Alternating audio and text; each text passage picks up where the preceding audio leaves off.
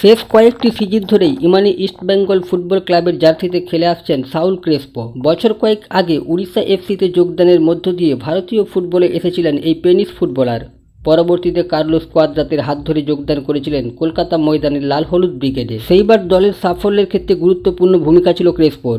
স্বাভাবিকভাবে তাকে নিয়ে ব্যাপক প্রত্যাশা তৈরি হয়েছিল সমর্থকদের মধ্যে, কিন্তু শেষ সিজনে খুব একটা ভালো পারফরম্যান্স করতে পারেনি সে। কার্ড সমস্যার পাশাপাশি চোট আঘাতের কারণে মাঠের বাইরে থাকতে হয়েছিল বেশ কিছুদিন। তার অনুপস্থিতি নিঃসন্দেহে প্রভাব ফেলেছিল দলের পারফরম্যান্সের ক্ষেত্রে।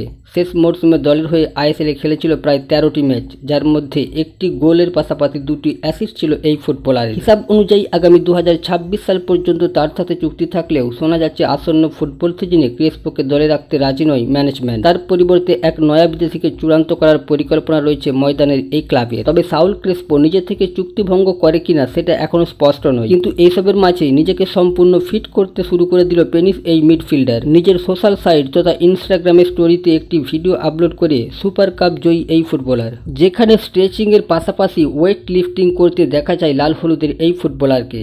আগের সিজনে নিজেকে মেলে ধরতে সক্ষম না হলেও নয়া মরশুমে দলের জন্য নিজেকে উজাড় করে দেওয়াই অন্যতম লক্ষ্য এই তারকার। তবে তোমাদের কি মনে হয়, ইস্টবেঙ্গলের সাউল ক্রেসপোকে ছেড়ে দেওয়া উচিত নাকি ধরে রাখা? অবশ্যই মতামত কমেন্টে জানিও।